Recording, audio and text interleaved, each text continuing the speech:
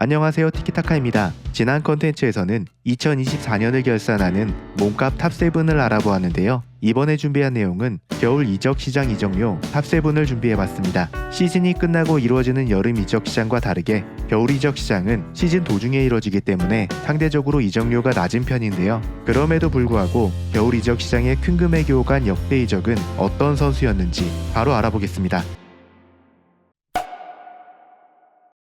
우크라이나 국적의 무드리크는 자국 명문 샤흐타르 도네츠크를 거쳐 22-23 시즌 7천만 유로라는 거액으로 첼시에 합류했습니다. 계약 기간이 무려 8년 6개월까지 연장 가능한 초장기 계약이라는 점에서 많은 팬들을 놀라게 했는데요. 많은 기대를 받으며 입단했으나 무드리크는 첼시의 기대에 미치지 못하고 있습니다. 입단 첫 시즌 17경기를 치르는 동안 부담감 때문인지 한 골도 기록하지 못했고, 다음 시즌 포체티노 감독 체제에서 41경기 출전이라는 엄청난 기회를 제공받고도 7골 2도움으로 부진했죠. 새로 부임한 마레스카 감독 체제에서도 복잡한 전술에 전혀 적응하지 못하면서 최악의 폼을 보여주고 있는데요. 동포지션 경쟁자인 네투와 산초가 좋은 모습을 보여주어 더욱 비교될 수밖에 없었죠.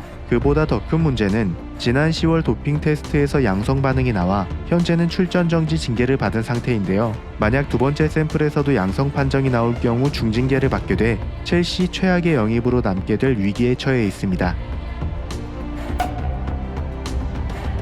흡이차는 조지아에서 프로 경력을 시작해 러시아의 로코모티브 모스크바, 루빈 카잔을 거쳐 나폴리로 이적해 최고의 활약을 펼쳤습니다. 주 포지션은 왼쪽 윙어로 과감한 드리블을 통해 수비 라인을 깨부수는 크랙형 공격수인데요. 그간 빅리그 경험이 전무했음에도 나폴리에서 첫 시즌부터 세리에아 도우만과 MVP에 선정되며 빅터 오시멘, 김민재와 함께 나폴리의 33년 만에 리그 우승을 이끌었습니다. 탄탄한 기본기를 바탕으로 한 드리블 돌파로 나폴리의 공격을 이끌었는데, 중원에서 지원만 충분하다면 박스 근처에서의 돌파, 강력한 슈팅, 정확도 높은 크로스 등 다양한 재능을 보여주었죠. 지난 17일 파리 생제르맹으로 이적을 발표하면서 음바페의 등번호 7번을 이어받았는데요. 조지아의 마라도나로 불리는 흡이차가 리그앙에서 어떤 모습을 보여줄지 많은 팬들의 기대를 받고 있습니다.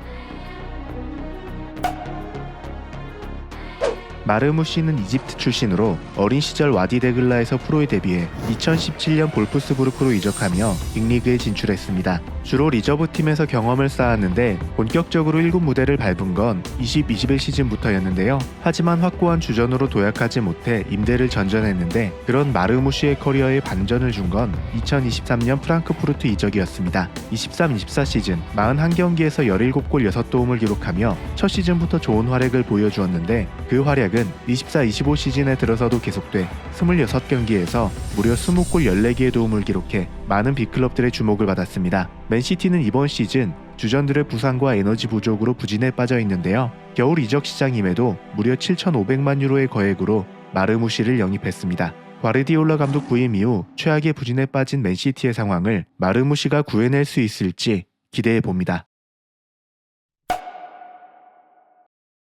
190cm의 큰 피지컬과 스트라이커라는 포지션을 보면 전형적인 타겟형 스트라이커로 생각할 수 있지만, 블라우비치는 피지컬보다 발재간과 스피드를 주무기로 사용하는 포워드입니다. 2017년 파르티잔에서 피오렌티나로 이적하면서 빅리그에 진출해 19-20 시즌 만 20세의 나이로 34경기 8골 2도움을 올렸고, 20-21 시즌에는 40경기를 뛰면서 21골 2도움을 기록해 세리에아 득점 4위에 올라 전 유럽에 자신의 이름을 알리게 되었죠. 덕분에 20세의 어린 스트라이커의 몸값은 천정부지로 치솟았는데요. 높은 몸값에도 불구하고 많은 빅클럽들이 블라우비치를 영입하기 위해 애를 썼지만 최종 승자는 이탈리아의 강호 유벤투스였습니다. 2022년 1월 유벤투스로 이적해 단점으로 꼽히던 약발, 볼 경합, 헤더에서 발전을 이뤄내면서 꾸준한 활약을 이어가고 있는데요. 덕분에 블라우비치는 최근 유벤투스 최고의 영입 중 한 명으로 평가받고 있습니다.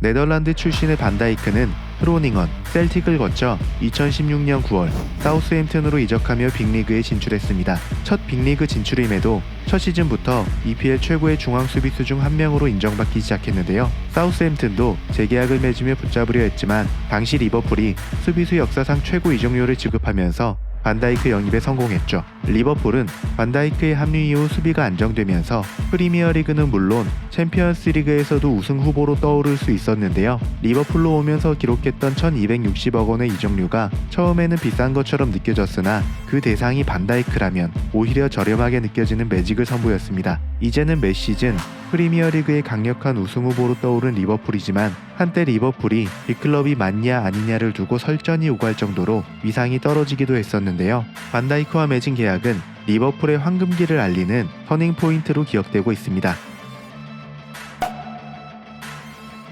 22-23 시즌 당시 주전이었던 조르지뉴의 기량 하락과 캉테의 부상 이탈로 첼시의 중원은 급격하게 무너지고 있었는데요. 중원에서 무게감을 잡아주기 위해 비교적 큰 이적이 드문 겨울 이적 시장에 1억 2천만 유로라는 클럽 레코드를 지불하며 엔초 페르난데스를 영입했습니다. 당시 벤피카 돌풍의 핵심으로 활약한 것은 물론 2022 카타르 월드컵 아르헨티나 주전 미드필더로 활약해 몸값이 천정부지로 치솟았지만 당시 첼시의 상황이 워낙 급박했기 때문에 과감한 투자를 할 수밖에 없었죠. 시즌 중반에 영입됐음에도 첼시에서 고군분투하며 후방을 든든하게 지켜주었지만 그간 감독이 여러 번 바뀌면서 뒤숭숭한 클럽 분위기로 인해 팀 경기력은 안정적이지 못했는데요. 첼시는 2022년부터 구단주, 감독, 선수단까지 많은 변화를 겪고 있지만 24-25 시즌 마레스카 감독 체제에서 안정적인 경기력을 되찾았고 엔초 페르난데스도 현재 3골 8도움을 기록하고 있어 앞으로 첼시에서의 활약이 기대됩니다.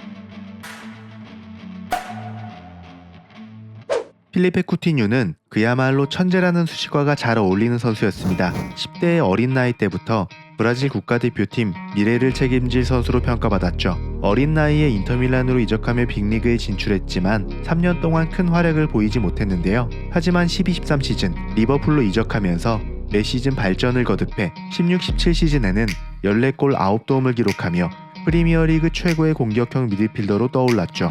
특히 페널티 박스 왼쪽에서 감아차는 슈팅의 정확도가 매우 높아 쿠티뉴 존으로 불릴 정도였습니다. 이런 활약에 확신을 가진 바르셀로나는 PSG로 이적한 네이마르의 공백을 필리페 쿠티뉴로 채웠는데요. 2018년 1월 무려 1억 3,500만 유로라는 거액으로 FC 바르셀로나로 이적했지만 이후 쿠티뉴의 폼은 계속해서 떨어져 그의 재능은 빛을 잃어갔습니다. 이후 아스톤 빌라, 알두아이를 거쳐 2024년 7월 바스코 다가마로 인디에를 떠나며 유럽 커리어를 조용히 마무리하게 되었습니다. 지금까지 겨울 이적 시장 이적료 탑7을 알아보았는데요. 시즌 도중에 이적하는 겨울 이적 시장은 여름 이적 시장보다 비교적 큰 이적이 적기는 하지만 생각지 못했던 의외의 이적이 이뤄져 나름의 재미가 있는 것 같습니다. 이번 시즌 이적한 흐비차와 마르무시가 과연 어떤 활약을 이어갈지 기대하면서 이번 콘텐츠를 마무리하겠습니다. 재미있게 보셨다면 구독과 좋아요 부탁드립니다. 시청해주셔서 감사합니다.